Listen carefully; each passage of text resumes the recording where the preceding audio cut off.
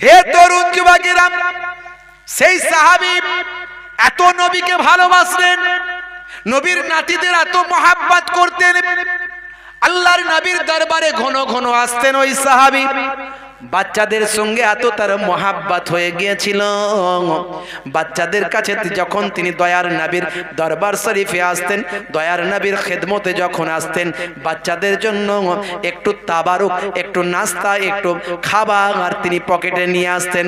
এত মহাব্বত বাচ্চাদের সঙ্গে হয়েছিল, বাচ্চাদেরকে দিতে দেরি হলে বাচ্চারা দুই পকেটে গিয়ে হাত গলিয়ে খাবার বের করে নিত। এতটাই বাচ্চাদের সঙ্গে ওই সাহাবীর মহাব্বত, ভালোবাসা হয়ে গিয়েছিল। কষ্ট হচ্ছে আপনাদের? একটু হ্যাঁ হুদান কষ্ট হচ্ছে? শেষ করে দেবো না একটু হবে? একটু ঘটনাটা ছোট করে বলে দেবো, বলবো? কারা কারা চান না হাত তুলে দেখান তো দেখি। মাশাআল্লাহ, মন দিয়ে আওয়াজ শুনছে। অন্যান্য জায়গায় ফসকে ফাসকে এক দুজন তুলে ফেলে, এখানে সবাই মন দিয়েছে। মাশাআল্লাহ। আচ্ছা, এবার দেখে নি সত্যি সত্যি কারা কারা কারা শুনতে চান, হাত তুলে দেখে। মাশাআল্লাহ মাশাআল্লাহ, নারে তাকবীর, নারে তাকবীর।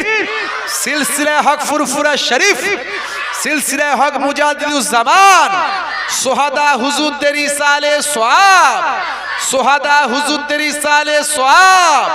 নারে তাকবীর, নারে রিসালাত, নারে তাকবীর। সিলসিলা হক ফুরফুরা শরীফ, নারে তাকবীর। মাশাআল্লাহ মাশাআল্লাহ মাশাআল্লাহ। আল্লাহ কবুল করেন, বলো আল্লাহুম্মা আমিন। খুব সংক্ষেপে বলি, লম্বা চওড়া নয়, ছোট করে বলবো, একেবারে সংক্ষেপে বলবো। বাপেরা আমার, তরুণ যুবকেরা আমার, বন্ধুরা আমার, মুরব্বিয়ানিরা আমার, রাসূলে পাকের ওই সাহাবী যখন রাসূলে পাকের দরবারে আসতেন, পকেটে করে বাচ্চাদের জন্য খাবার না নিয়ে তিনি আসতেন না। বুঝতে পারছেন? এগুলো নবীর দেখানো জিনিস। এই যে আপনারা হুজুর, পীর সাহেব, আলেম ওলামাদের তোহফা দেন, দেবেন, বাম্মা, মুরব্বী, বয়স্ক, সম্মানের যারা ব্যক্তি, তাদেরকে একটু করে গিফট দেবেন। গিফট এটা সুন্নতে নাবাবী, এটা সুন্নতে নাবাবী। মাঝে মাঝে আব্বার জন্য, আব্বা বেঁচে আছেন, বুড়ো বাপ, বুড়ো বাপ, মাঝে মাঝে ভালো একটু খাবার নিয়ে আসেন। আব্বা সন্দেশ খেতে পছন্দ করে, একটু সন্দেশ নিয়ে এসে নিজে হাতে খাওয়ান, জানটা ঠান্ডা হয়ে যাবে। দোয়া চাইতে হবে না, আব্বা দোয়া করো, আব্বা দোয়া করো, দোয়া করো। দোয়া জবান সে নেহি, দোয়া দিল সে হোতা হ্যায়। আপনার জীবনটা ধন্য হয়ে যাবে। মাকে একটু নিয়ে এসে খাবারটা খাওয়াবেন। সে কবে ঈদ আসবে আর বকরা ঈদ আসবে, তখন মায়ের জন্য একটা শাড়ি কিনবেন আর বাপের জন্য একটা লুঙ্গি কিনবেন। কেন? আর সারা বছরে কি একটা কেনা যায় না?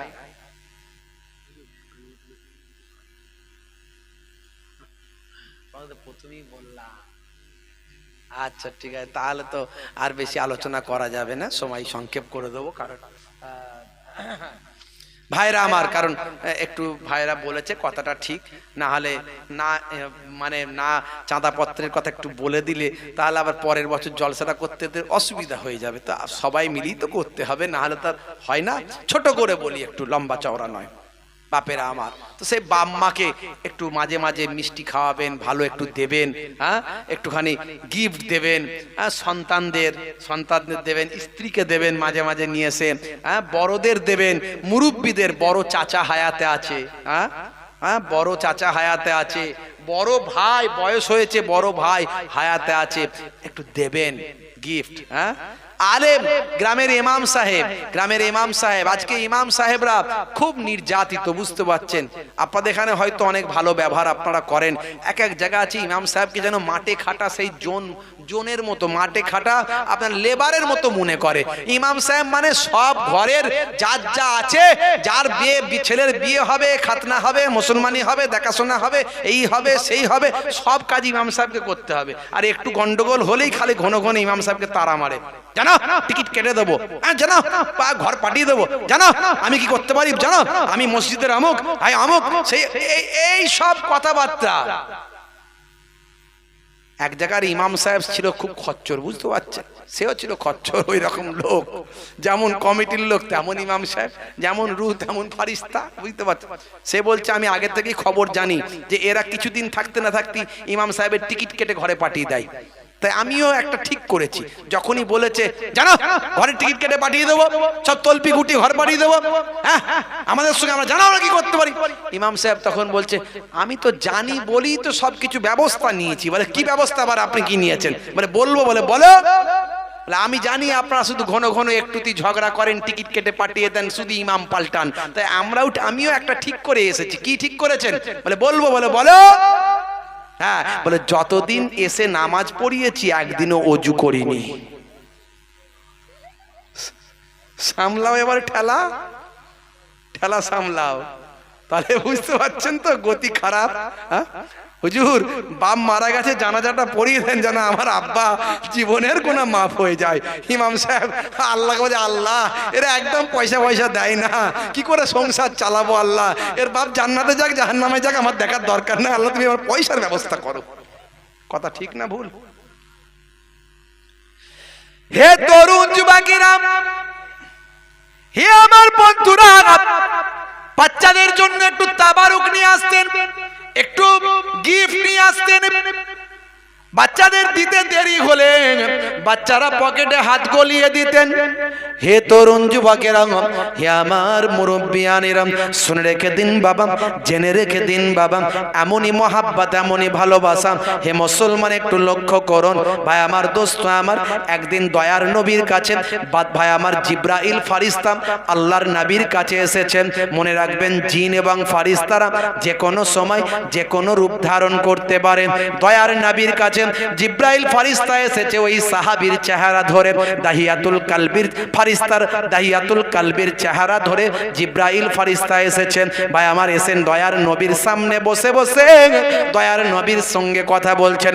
দুইজন ভাই দূর থেকে দেখছেন নানা জানের সাহাবী, কিন্তু আজকেও তো খাবার দিতে দেরি করছেন, মনে হয় অন্য দিনের মতো ভুলে গেছেন। ভুলে গেলে তো আমরা পকেটে হাত গলাই, চলো ভাই হাসান, চলো ভাই হুসাইন, দুই ভাই মিলে জিব্রাইল ফারিস্তার পকেটে গিয়ে হাতটা গলিয়েছে। দুই ভাই দুই পকেটে গিয়ে হাত মেরেছে, বুঝতে পারছেন? জিব্রাইল ফারিস্তা তো ঘাবড়ে গেছেন, ব্যাপারটা কি হলো? আল্লাহর নবীকে বলছেন ইয়া রাসূলুল্লাহ, ইয়া হাবিবাল্লাহ, এই বাচ্চারা এরকম করে কেন, পকেটে হাত দেয় কেন? আল্লাহর নবী সব খুলে বললেন, এই ব্যাপার এই ব্যাপার। জিব্রাইল ফারিস্তা বললেন, আল্লাহর নবী বললেন ভাই জিব্রাইল কিছু মনে করেন না, আপনি এত বড় একজন জলিল ও কদর একজন ফারিস্তা, সমস্ত নবীদের কাছে আপনি নবুয়ত নিয়ে এসেছেন, সমস্ত নবীদের কাছে রিসালাত নিয়ে এসেছেন, ওহী নিয়ে এসেছেন। বাচ্চারা তো জানে না আপনি ফারিস্তাদের সরদার, বাচ্চারা জানে না। তো বাচ্চার হাত ধরে হুজুর কোনো ব্যাপার নাই, এরা নবীর নাতি, এদের আল্লাহ অনেক সম্মান দিয়েছে, আপনি একটু অপেক্ষা করুন, আমি যাবো আর আসবো। হে তরুণ যুবকেরা, হে আমার বন্ধুরা, কয়েক মুহূর্তের জন্য জিব্রাইল ফারিস্তা চলে গেলেন, কয়েক মুহূর্তের মধ্যে এসে হাজির হলেন টাটকা কিছু আঙ্গুর নিয়ে, ফল নিয়ে।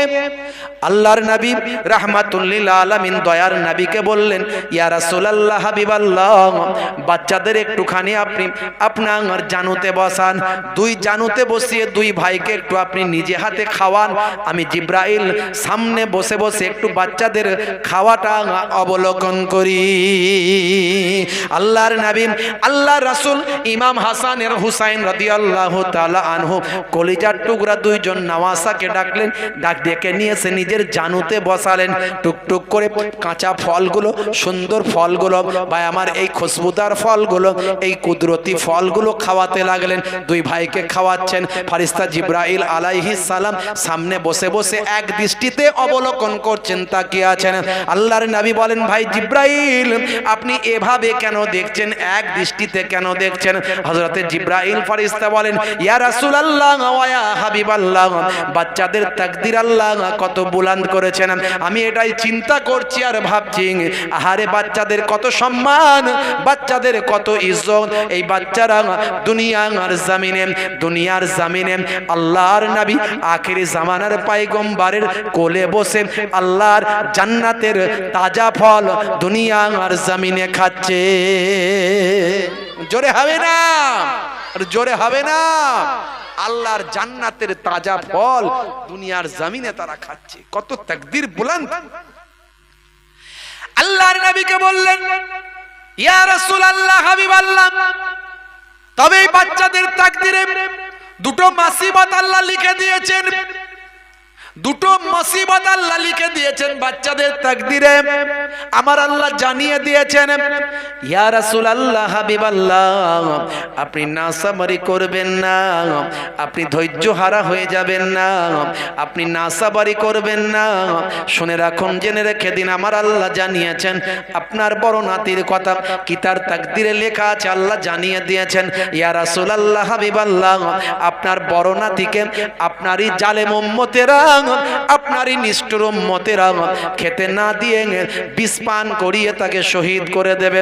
তিনি যখন শহীদ হয়ে যাবেন তার সারা শরীরটা সবুজ বর্ণের হয়ে যাবে, আর এরই বিনিময়ে তার চেহারাটা সবুজ বর্ণের হওয়ার কারণে আমার আল্লাহ জান্নাতের ভিতরে একটা সবুজ বর্ণের বালাখানা রেখে দিয়েছেন। ইয়া রাসূলুল্লাহ, হাবিবাল্লাহ, আপনার ছোট নাতি ইমাম হুসাইনকে আপনারই জালেম উম্মতেরা, আপনারই নিষ্ঠুর উম্মতেরা খেতে না দিয়ে, পান করতে না দিয়ে কারবালা ময়দানে ফোরাত নদীর পানিটা আটকে দিয়ে সাপে ভাগে খাবে, ব্যাঙে খাবে, দুশ্মনে খাবে, নবীর নাতিদের তারা খেতে দেবে না।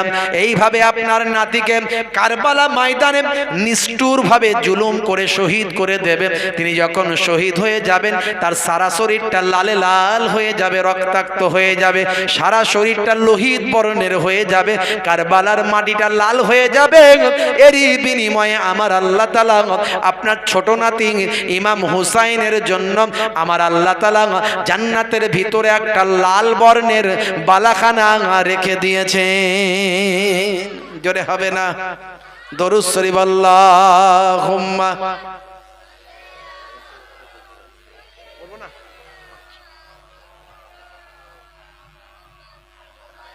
ওয়ালা আলি। যাক, ভাইয়েরা বললেন কালেকশন করতে হবে না, যেভাবে আপনারা আজকের এই মাহফিল করেছেন সেরকম ভাবেই ইনশাআল্লাহ করা হবে, আল্লাহ যদি করেন। খুব ভালো চিন্তা ভাবনা, এটাই দরকার, খুব ভালো, মাশাআল্লাহ। হে দরুদ যুবকেরা, হে আমার বন্ধুরা, শুনে রেখে দিন বাবা, জেনে রেখে দেন। হে মুসলমান, একটু লক্ষ্য করুন, মুসলমান একটুখানি খেয়াল করুন, একটুখানি লক্ষ্য করুন। বাবা আমার খুবই সংক্ষেপ করে বলবো, ছোট করে বলবো, 12:30 বাজতে চলল, আর আলোচনা নয়, সংক্ষেপ করব একদম। ভাইরা আমার, এই খবরটা যখন হযরতে আল্লাহর নবী যখন জানতে পারলেন, নবী আমার চোখ ভরা পানি, বুক ভরা বেদনা। সেই সময় ফারিস্তা জিবরাইল আলাইহিস সালাম বললেন, ইয়া রাসূলুল্লাহ, হাবিবাল্লাহ, আমার আল্লাহ জানিয়েছেন নাসাবারি করবেন না, ধৈর্য হারা হয়ে যাবেন না, আর নবীর নাতিদের কলিজার টুকরা সন্তানদের আব্বা মা আত্মীয় স্বজনদেরও জানিয়ে দেবেন নাসাবারি যেন না করে, ধৈর্য হারা যেন না হয়ে যায়, সবর করার কথা আল্লাহ জানিয়েছেন। ইয়া রাসূলুল্লাহ, হাবিবাল্লাহ, শুনে রেখে দেন, কাল কিয়ামতের দিনে হাসরের ময়দানে আপনার কোটি কোটি উম্মত উম্মতি গুনাহগার হবে। আপনার কোটি কোটি উম্মত উম্মতিদের গুনাহগার উম্মত উম্মতিদের জন্য আপনার নাতিদেরকে আল্লাহর দরবারে পেশ করে আপনি আপনার কোটি কোটি গুনাহগার উম্মত উম্মতিদের নাজাত করাতে পারবে। জোরে হবে না? তাহলে ইমাম হাসান, ইমাম হুসাইন রাদিয়াল্লাহু তাআলা আনহুমা তারা শহীদ হয়েছেন আমাদের জন্য, গুনাহগার উম্মত উম্মতিদের জন্য। ভাবুন, চিন্তা করুন, আজকে সেই উম্মত কি অবস্থায় আছি। মুসলমান আজকে নামাজ ছেড়ে দিয়েছি, রাসূলের সুন্নত ছেড়ে দিয়েছি, আহলে বায়াতদের ভালোবাসা আমাদের মধ্যে নাই। যদি থাকতো তাহলে কি আমরা বেনামাজি হতে পারতাম? সুন্নত ছাড়তে পারতাম? নবীর নাতিদের আখলাক ভুলে যেতাম, রাসূলের তরিকা ভুলে যেতাম। হে তরুণ যুবকেরা, হে আমার বন্ধুরা, মুসলমান আজকে চিন্তা করুন, মুসলমানের যুবক আজকে ইমাম হুসাইন, ইমাম হাসান, ইমাম হুসাইনের ভক্ত না হয়ে তারা হয়েছে শাহরুখ খানের ভক্ত। আছে না নাই? হ্যাঁ, স্কিন টাইট গেঞ্জি, স্কিন টাইট প্যান্ট, জিন্সের প্যান্ট আবার 3 জায়গায় ছেঁড়া। কি হয়েছে রে ভাই? বলছে সলেমান খানের ভক্ত। ওরে বাপ রে বাপ, হাতে বালা, কানে দুল, মাথার পেছনে লম্বা চুল, বলছে তোরা যা করছিস সব ভুল। উড়ি সর্বনাশ। আজকালকার পোলা দেখো সঠিক পথে চলে না, পিতামাতা গুরুজনের কথা তারা শোনে না। চুলগুলো ছোট ছোট, প্যান্ট শার্ট আঁটো সাঁটো, সুজোরা পায়ে দিয়ে, পেছনে ব্যাগ নিয়ে, লাল লাল জুতো পায়ে, চোখে কালো চশমা, 2 চোখ মেলে খোঁজে বেদের মেয়ে জোসনা, গায়ে হাতে ট্যাটু আঁকা। আছে না নাই? কিছু ছেলে আবার দেখবেন গায়ে হাতে ট্যাটু এঁকেছে, কানে দুল পড়েছে। আরে সর্বনাশ, কানে দুল, গায়ে ট্যাটু, মাথার ওপরে লম্বা চুল, তাতে আবার কাকাতুয়ার মাথায় ঝুটি, খ্যাঁকশিয়ালি পালাই ছুটি, গরু বাছুর দাঁড়িয়ে আছে, ঘুঘু পাখি ডাকছে গাছে, দেখলেই মনে হয় পাক্কা পকেট মার দাঁড়িয়ে আছে। বুঝতে পারছেন? গায়ে হাতে ট্যাটু আঁকা, হেঁটে চলে আঁকা বাঁকা, কাছে গেলে দেখা যায় সুস্থ ছেলে না, কাছে গেলে দেখা যায় সুস্থ ছেলে না, তিরঙ্গার দুর্গন্ধে টেকা যায় না, তিরঙ্গার দুর্গন্ধে টেকা যায় না। আজকালকার পোলা দেখো সঠিক পথে চলে না, পিতামাতা গুরুজনের কথা তারা শোনে না। মুসলমানের নারী তারাও করছে বাড়াবাড়ি। আজকালকার নারী চালাচ্ছে স্কুটি গাড়ি, গায়ে নাই ওড়না, বলছে আমার দিকে দেখ না, চুল করতে কালার, যাচ্ছে বিউটি পার্লার। যায় কি যায় না? একদম নায়িকা। উড়ি সর্বনাশ, কি চুলের স্টাইল, উড়িয়ে দিয়ে বেরিয়ে যাচ্ছে। পোশাক এমন পরেছে, পোশাক এমন পরেছে ও না পরার মতোই। বুঝতে পারছেন? এদিকে ফাঁকা, ওদিকে ফাঁকা, ওদিকে ফাঁকা, খালি পর্দা করছে কার কাছে? ইমাম সাহেবের কাছে। ইমাম সাহেব দেখলে এমন ঘুমটা এদিকে মারছে, ওদিকটা লোডশেডিং হয়ে যাচ্ছে। কথা ঠিক না ভুল? হ্যাঁ, একজন মহিলা যখন জাহান্নামে যাবে সঙ্গে 4 জনকে নেবে, সঙ্গে 4 জনকে নেবে। প্রথম বাপকে নেবে, বড় ভাইকে নেবে, স্বামীকে নেবে, বড় ছেলেকে নেবে। কারণ 4 জনই এক একটা সময়ে তার গার্জেন। সঠিক পথ দেখায়নি, হেফাজতের মধ্যে রাখেনি। নারীদেরকে আল্লাহ এত সম্মান দিয়েছিলেন, টাকা পয়সা সোনার থেকে বেশি দামি। কারণ নারীদের পেট থেকে আল্লাহর ওলি, নারীদের পেট থেকে সব মহাপুরুষ, নারীদের পেট থেকে ডাক্তার, ইঞ্জিনিয়ার, মাস্টার। নারীদের আল্লাহ এত মর্যাদা দিয়েছে। নারীরা, একজন বলছেন যে নারীরা কোনোদিন নবী হয় না। মাগো, তুমি এত ইবাদত করো, তুমি তো নবী হতে পারবে না। নারীরা, মেয়েরা কোনোদিন নবী হয় না। সেই মহিলা ছিলেন একজন শিক্ষিতা মহিলা, বললেন শোনো, নারীরা নবী হয় না বটে, নবীদের জননী হয়েছে। জোরে হবে না? আর মায়ের সম্মান আল্লাহ কত দিয়েছে। দয়ার নবী বলছেন ইজহাব ফাআকরিমহা ফাইন্নাল জান্নাতা তাহতা রিজলাইহা, যাও তোমার মায়ের সম্মান করো, কারণ তোমার মায়ের পায়ের তলায় তোমার জান্নাত। কেউ কেউ বলে ইসলামে নারীদের সম্মান দেয় না। নারীদের ইসলামে যে সম্মান দেওয়া হয়েছে আর কোথাও দেওয়া হয় না। নারীদের সম্মান ইসলাম যা দিয়েছে আর কোথাও দেওয়া হয় না। ইউরোপ কান্ট্রিজ গুলো দেখুন ভাই আমার, যে নারীদেরকে তারা পণ্যে পরিণত করেছে, নারী স্বাধীনতার নাম করে নারীকে অ্যাডের জায়গায় নিয়ে এসেছে, অর্ধলঙ্গ করেছে। অবশেষে সেই নারীরা নবীর জীবনী পড়ে বুঝতে পারছে তাদের সম্মান ইসলাম কত দিয়েছে। সবচেয়ে বেশি ইউরোপ কান্ট্রিজ গুলোতে তারা নবীর শিষ্য হচ্ছে নারীরা। জোরে বলুন সুবহানাল্লাহ। তারা শিক্ষিতা মহিলা, তারা সব নবীর নামে কালেমা পড়ে নিচ্ছে। বুঝতে পারছেন? হে তরুণ যুবকেরা, হে আমার বন্ধুরা, শুনে রেখে দিন বাবা, সেই ইমাম হাসান, ইমাম হুসাইন রাদিয়াল্লাহু তাআলা আনহু যখন এই খবরটা ফেরেশতা জিবরাইল আলাইহিস সালাম দিলেন, অমনি তড়িৎ গতিতে খবরটা পৌঁছে গেল আম্মা জান ফাতেমা জোহরা রাদিয়াল্লাহু তাআলা আনহা ঝরঝর করে কাঁদতে কাঁদতে দয়ার নবীর কাছে এলেন। আব্বা জান, আব্বা জান, আব্বা জান, কি খবর ফেরেশতা জিবরাইল দিয়ে গেছে? আমার সন্তানেরা কি এমন অন্যায় করবে, আমার সন্তানেরা কি এমন অপরাধ করবে, আপনার এই জালেম উম্মতেরা খেতে না দিয়ে, পান করতে না দিয়ে তাদের শহীদ করে দেবে। আমি ফাতেমা তোমার ও পিতামর, কি কথা আমায় তুমি শোনালে, আমি ফাতেমা তোমার ও পিতামর, কি কথা আমায় তুমি শোনালে, করবে কি ভুল ক্ষমা নাই যার, হাসান হুসাইনের জীবনে,